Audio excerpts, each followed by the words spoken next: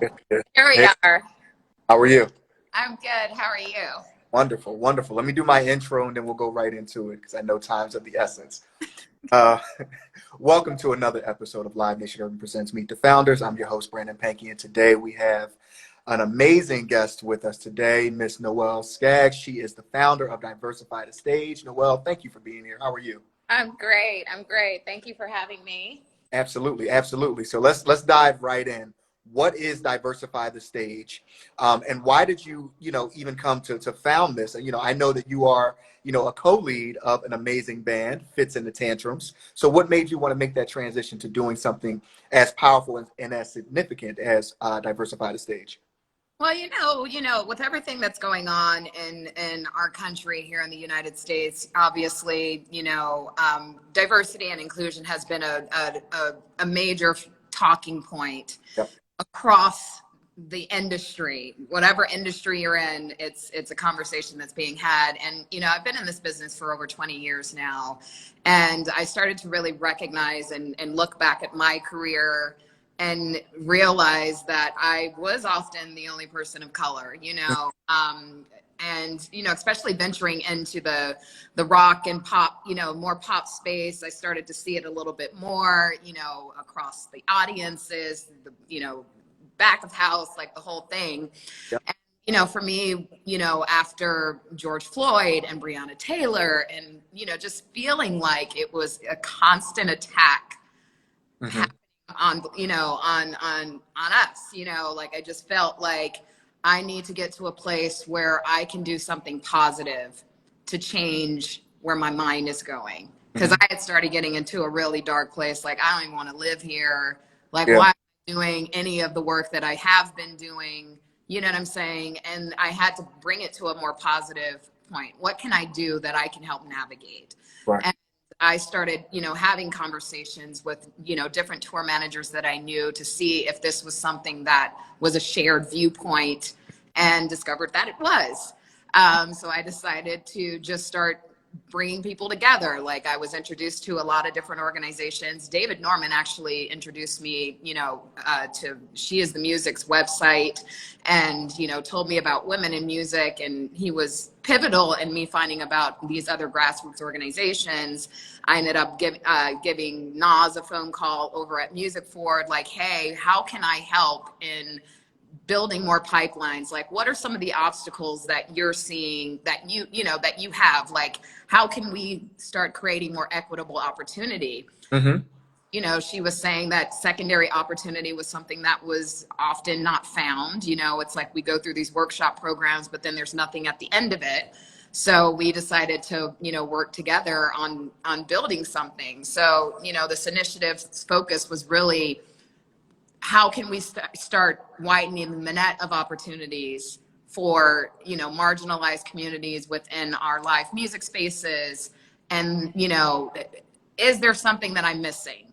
I was Right. introduced to Rome Crooks and introduced to Never Famous, and it kind of fueled the idea of this like centralized tool for hiring folks, and having another resource out there to hire people, with the emphasis of making sure that we're also populating the space with people of color, that we're populating the space with our LGBTQ communities and our non-binary communities, and really making it a space for everybody.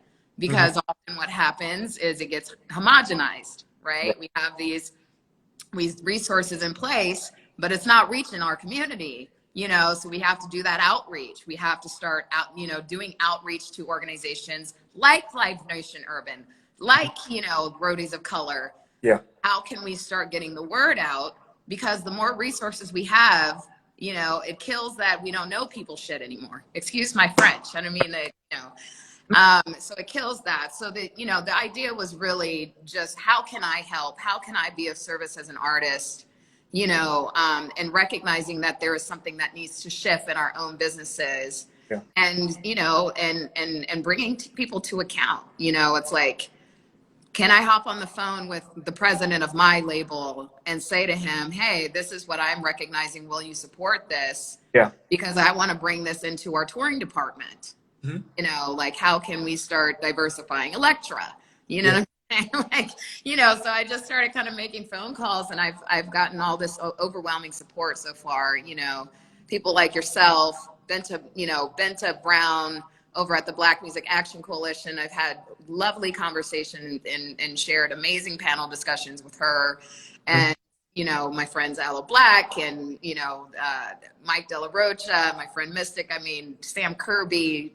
Just so many amazing people have come to the table and been helping me spread the word, so it's the long story shortened.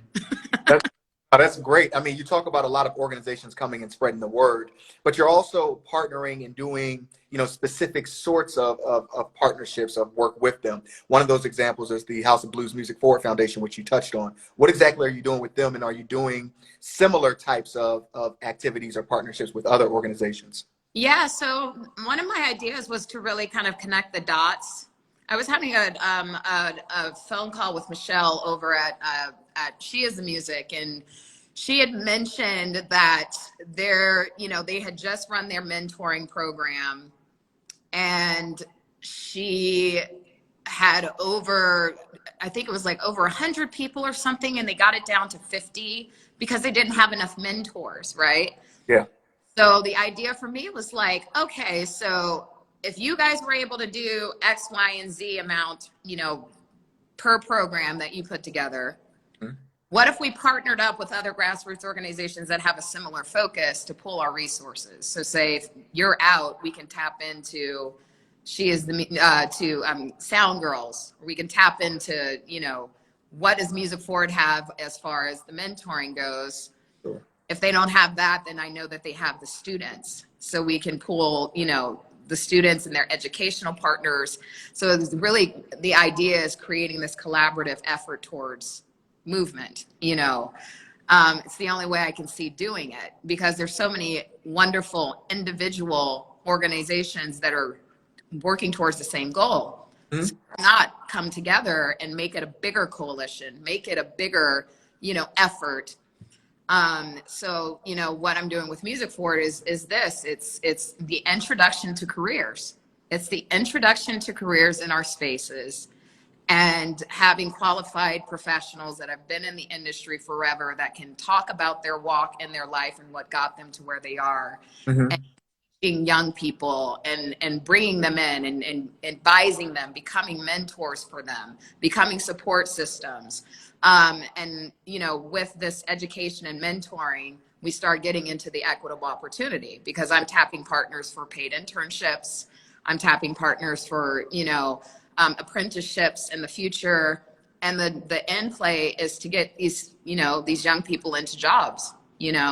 I know we're at a very, limbo-ish point, not knowing where our business is right now. I feel like right now is the perfect time to start doing this work.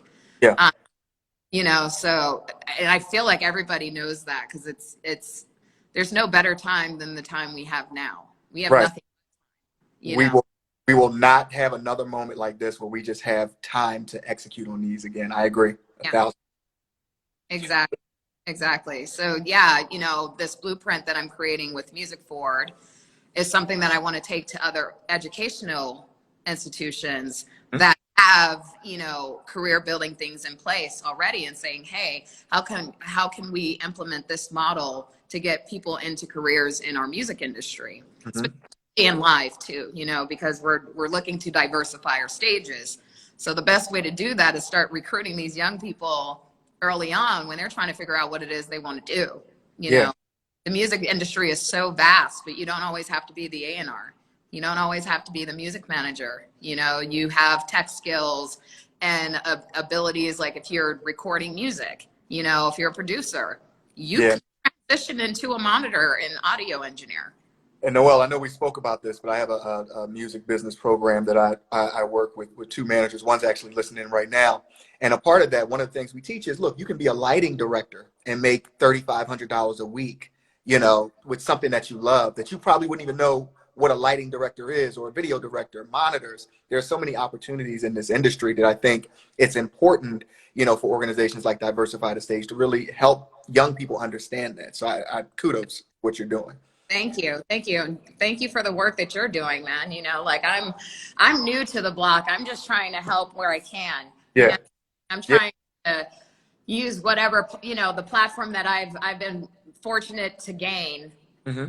that and amplifying the message, because I feel like I would love to have more artists be a part of this. You know, I would really love for more artists to step in and join with me. You know, I've gotten Cam, who's an incredible country music artist. I had a wonderful phone call with her, and she is all in, you know, with helping out. And, you know, she's seeing it from the front of even our, you know, live TV productions. We're Yeah. into the ACMs and the, you know, country music awards and all of these things. You know, there's a lot of work that we can be doing. You know, there's a lot of things that we can be doing a lot better, and we could be way more inclusive, you know, across the board. Let me ask, do you think there's a barrier for artists to participate in these types of endeavors? You know, it feels like, you know, I see executives doing it. You know, I'll see one or two, I'll see a Noelle do it, but I don't necessarily see a lot of artists jumping in and saying, look, I want to be a part of something where I'm teaching individuals about the behind the scenes of the music industry. I think there's a disconnect often, you know, really depending on how big your team is, right? You start getting into these arena sized productions, you're not going to know every single person that is working for you and what company is brought in, because you're working with different suppliers and all of these things. You got to kind of want to tap into learning about the basics, right? You got to be willing to have that conversation with your tour managers and your management companies and looking at the room. You know what I'm saying? I think you actually said that. Like, artists need to look around. Sean G definitely said that. Art, Yeah. you know, we need to start looking around the room and Mhm. taking note of what we're seeing. Right. And our personal crews are diverse across the board, and we're not seeing that with the people that are building our stages and building the productions, like all of the, you know, all of the outside stuff. Then we need to be able to say, going forward, this is how I want to do. Right. You know what I'm saying? This is how I want my stages to look across the board. Yeah. And if there's a company that doesn't want to do that, then we don't need to work with them. Exactly. We need to get in on it early and having, you know, create the I wouldn't call it a pressure. You don't want to pressure anybody to do anything, but you know, the demand. Need to Right. create demand. Absolutely. So, I mean, we've talked about, you know, getting younger people involved and helping them understand their career paths and, you know, understanding just more about the industry. But what about the individuals that are in it now? You know, the ones that are looking for jobs, looking for professions, you know, how is diversifying the stage? How is the organization helping those individuals that are here now and may not be able to find work? And I know this is a tricky time Yeah. because there isn't Yeah. a lot of work per se, but when, you know, everything opens back up, how will Diversify the Stage assist? So what we're doing is Diversify the Stage endorsed neverfamous.com, which was it's an employment portal that is specifically for qualified professionals to be connected with recruiters. So your tour managers, production, you know, managers and things like that, people that are actually hiring staff.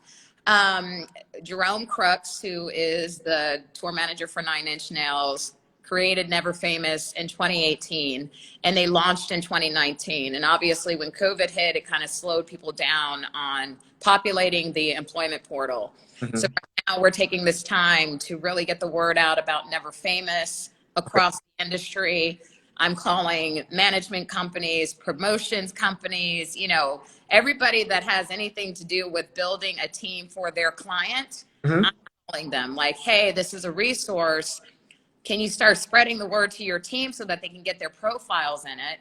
And Yep. we build up, obviously, we want to build up the database, but beyond that, we're looking to make it a central space for finding production companies, finding your tour bus companies, having resources that are for HR, having resources that are for mental health and addiction. Like, we want to kind of create this communal space that is basically to support our crews. So that's what, you know, Diversify the Stage is really, you know, also being this, we're really looking towards making sure that we're getting the word out to our marginalized communities as well. Because like I said, it's really easy to create something like this and it gets homogenized real quick, or it ends up just it's less diverse than you would like it to be. So we are really working on making sure that we're putting in tools so people can, put in their identification if they'd like. I'm looking for a female, engineer, a monitor engineer. I can be specific in that. There's a calendar on there. It aggregates. So if I'm looking for somebody on October 30th and I need an audio tech like right away, I can punch, put in the information that I'm looking for. I can be as specific as I'd like to be, and it will aggregate. And based upon those dates, you'll get exactly who is available. So it actually takes away this whole process of having a PDF where you have to basically call everybody, who's on board, who's ready to who's ready to fly, so you can create your profiles and you're basically marketing yourself as so you have it's very social. We're really trying to develop a community on neverfamous.com. So .com, that's what it's go there. Yeah. Okay, I want to make sure go there and note that Diversify the Stage referred you, because you referred over as well. But it's at least 2 years road experience, working towards trying to develop something for people that don't meet that criteria, but are, driven and hungry, so that we can support them as well. And as you get more names and more people involved in neverfamous.com, give them over to the Black Tour Directory. Yes. Live Nation Urban. I think it's important that we all kind of come together. Absolutely. These, systems for individuals to be able to, achieve and make it in this industry. So we'll leave it at this. I just want to know, where can we find more information about Diversify the Stage and what's next for you? Anybody can go visit diversifythestage.org. And if you'd like to become a part of this community, a part of this work, whether or not you have your own initiative that you're working on your local level, or, you're looking for, if you want to be an educational partner, you can register via the form on diversifythestage.org. And what's next for me, man, we start our master classes today. So after I hang up with you, I'm going to get on a Zoom with 25 young women of color that were chosen to participate in a masterclass series. They will be eligible for our mentoring program and internship partners program come 2021, when we can safely get back to work. Amazing. And where can we view that masterclass? You can actually go to Music Forward. It's House of Blues. I'll have to put it in the chat, but it's House of Blues Music Forward. I also have the link in at Diversify the Stage. So if you go to diversifythestage.org, the link to the House of Blues Music Forward courses are there. This particular masterclass is closed, so it's only for the 25 women that are participating. However, they still have programs that are open to the general, and it's covering all shades of the music industry. So they're incredibly informative. I think it's 13 to 22 is the youth of color is really what the target is. So I highly encourage you, if you're a young person, to go get this free education. That's awesome. That's awesome. I told you I'd get you out of here in 20 minutes. Thank you so much for being.